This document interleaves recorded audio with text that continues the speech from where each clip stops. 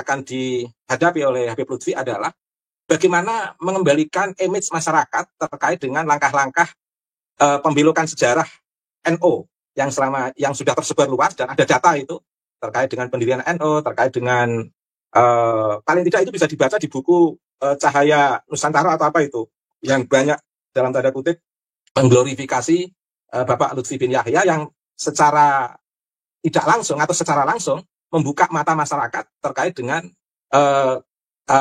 terkait dengan pola-pola glorifikasi yang di sana ada pembelokan sejarah NU yang justru tidak menguatkan sistem glorifikasi tapi justru melemahkan Bapak Lutfi bin Yahya. Dan ini merupakan jalan terjal yang mesti perlu diklarifikasi dan diadaptasikan baru lagi di depan masyarakat untuk meyakinkan publik bahwa Jatma yang dipimpin oleh Bapak Lutfi bin Yahya ini marketing table atau memiliki daya pasar yang luar biasa di lingkungan warga NU atau umat Islam di Indonesia ini.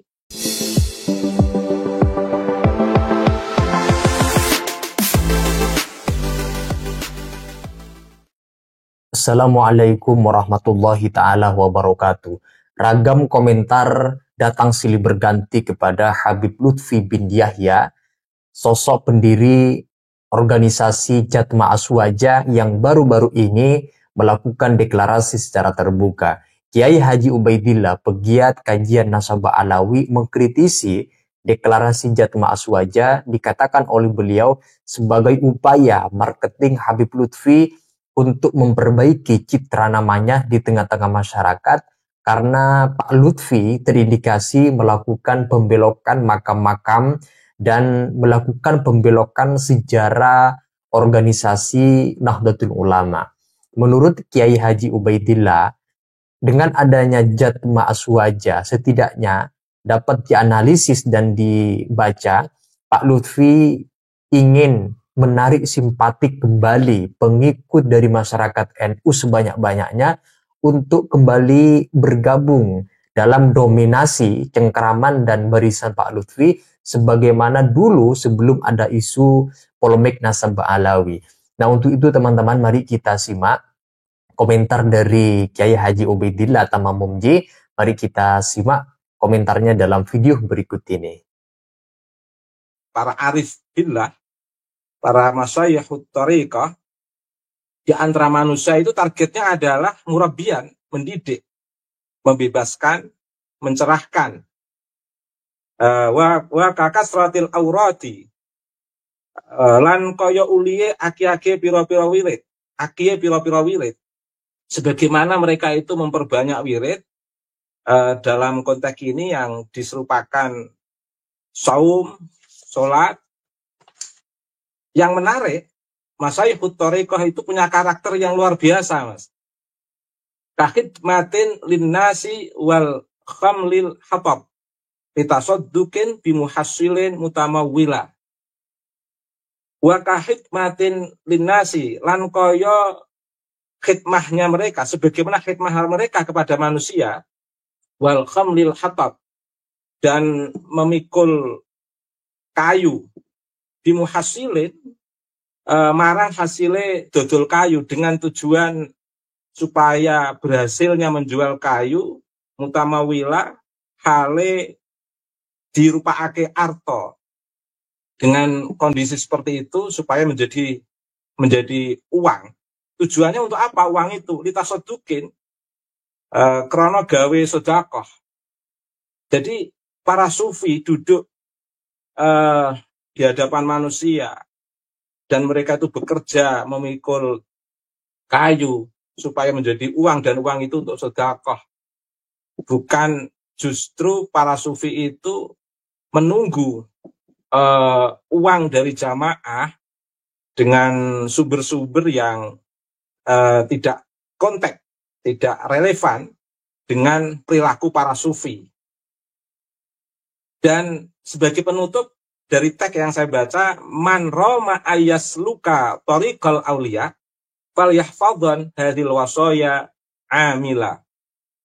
Jadi siapa yang ingin mencapai jalan para kekasih Allah, tentu dia harus melakukan suluk sebagai seorang salik, harus melakukan suluk pada jalan maslak yang disampaikan tadi, Sehingga perlu dijaga sikap-sikap yang seperti itu sebagai bentuk kriteria wirai para kekasih Allah itu sebenarnya sangat membebaskan, mencerahkan, dan tidak mengelabui. Targetnya adalah target untuk pembebasan dan pencerahan itu sendiri sebagai jejak risalah dari risalah Nabi Mustafa Muhammad SAW.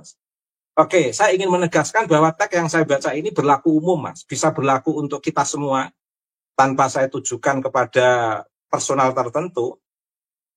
Sekarang saya ingin merespon dari tema podcast.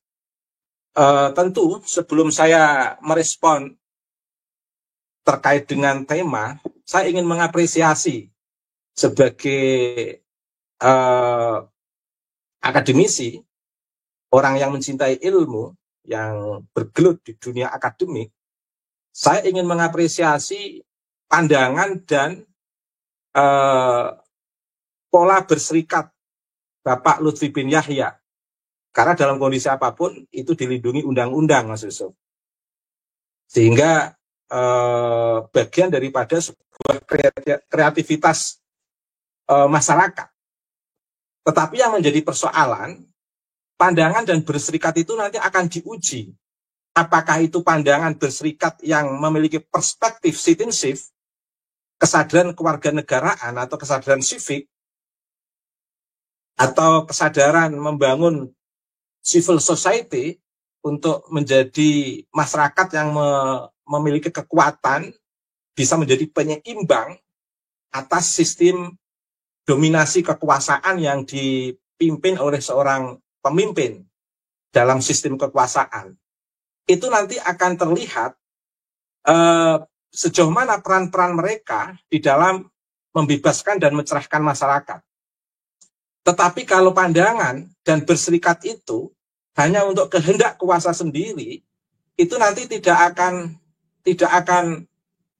akan bisa dirasakan masyarakat luas terkait dengan makna atau arti sebuah pembebasan dan pencerahan dalam memberikan pandangan atau berserikat.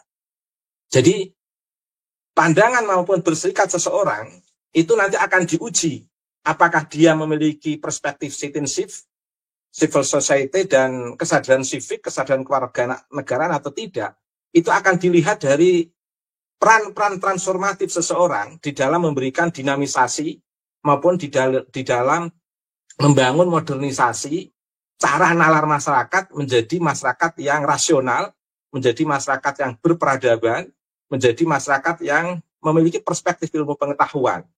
Tapi kalau sebaliknya malah membodohi, mengkerdilkan masyarakat, menghegemoni masyarakat, mengkooptasi masyarakat, tidak memiliki dampak transformatif, ya tentu pandangan dan berserikat itu dengan sendirinya nanti akan mendapatkan pandangan-pandangan yang tidak baik di mata masyarakat.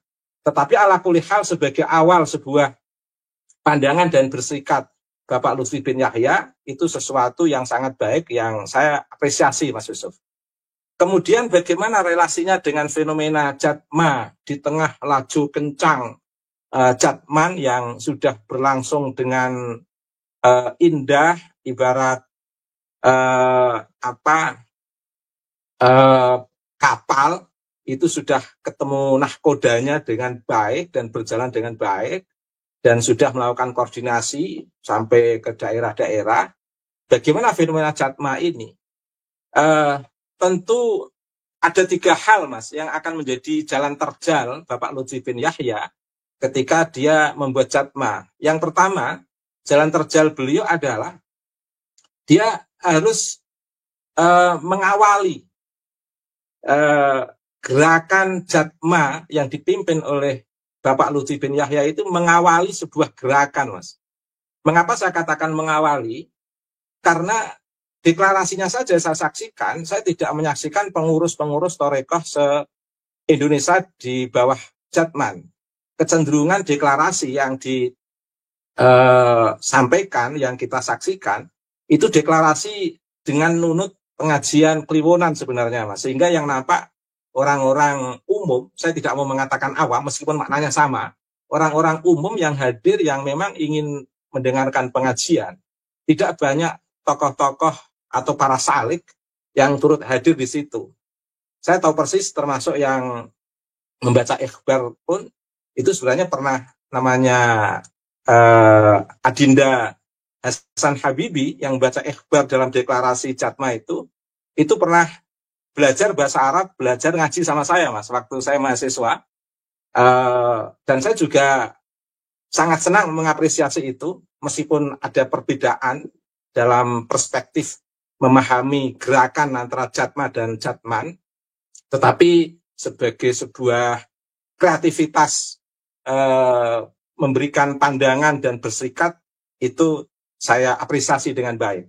Tetapi untuk Habib Lutfi termasuk akan mengalami jalan terjal dalam konteks sosialisasi di tengah masyarakat, Mas. Itu problem tersendiri. Tentu saya berdoa semoga berjalan dengan baik apa yang dicita-citakan oleh Bapak Lutfi bin Yahya, Mas. Kemudian jalan terjal yang kedua yang akan dihadapi oleh Habib Lutfi adalah bagaimana mengembalikan image masyarakat terkait dengan langkah-langkah pembelokan sejarah NO yang sudah tersebar luas dan ada data itu terkait dengan pendirian NO, terkait dengan paling tidak itu bisa dibaca di buku Cahaya Nusantara atau apa itu, yang banyak dalam tanda kutip mengglorifikasi Bapak Lutfi bin Yahya yang secara tidak langsung atau secara langsung membuka mata masyarakat terkait dengan terkait dengan pola-pola glorifikasi yang di sana ada pembelokan sejarah NU yang justru tidak menguatkan sistem glorifikasi tapi justru melemahkan Bapak Lutfi bin Yahya. Dan ini merupakan jalan terjal yang mesti perlu diklarifikasi dan diadaptasikan baru lagi di depan masyarakat untuk meyakinkan publik bahwa Jatma yang dipimpin oleh Bapak Lutfi bin Yahya ini marketing table atau memiliki daya pasar yang luar biasa di lingkungan warga NU atau umat Islam di Indonesia ini. Jalan terjal yang ketiga, biar tidak terlalu lama, saya juga kangen apa yang ingin disampaikan oleh Kiai Imad. Jalan terjal yang ketiga sebagai akhir, termasuk juga pembelokan makam-makam. Ini setidaknya dalam perspektif masyarakat publik itu sudah membaca arah dari makam-makam yang dibaalwisasikan itu kemana, dan di beberapa sosial media itu sudah tersebar luas. Paling tidak ini juga memerlukan penjelasan atau klarifikasi Bapak Lutfi bin Yahya. Mengapa ini diperlukan? Karena untuk menguatkan peran Bapak Lutfi bin Yahya sebagai ketua Jatma untuk kelangsungan ke depan Jatma di tengah masyarakat. Sebenarnya hanya 3 ini, sebenarnya banyak, tetapi saya hanya menyampaikan 3 ini karena untuk efektivitas waktu. Yang jelas ada berdirinya kemunculan Jatma ini sebagai sebuah simpulan itu tidak memperluas daya jangkau Bapak Lutfi bin Yahya, tapi justru mempersempit langkah Bapak Lutfi bin Yahya. Sebab apa? Masyarakat jadi tahu siapa sebenarnya beliau, relasinya dalam konteks pergerakan, keberlangsungan, quality continuous improvement organisasi Nahdlatul Ulama. Penjelasan dari Kiai Haji Ubaidillah yang barusan kita simak, beliau menjelaskan sebenarnya ada misi strategi tertentu yang dalam bahasanya beliau adalah marketing agar nama daripada Pak Lutfi kembali tersebar, kembali baik di tengah-tengah masyarakat warga NU, karena memang beberapa tahun terakhir terindikasi Pak Lutfi melakukan pembelokan sejarah makam-makam leluhur, artinya masuk juga terindikasi melakukan pembelokan sejarah berdirinya organisasi Nahdlatul Ulama. Saya rasa itu teman-teman, silakan kalau kalian ingin berkomentar terkait dengan video yang barusan kita simak, silakan tulis pendapat kalian di dalam komentar sana. Sekian dari saya, wassalamualaikum warahmatullahi wabarakatuh.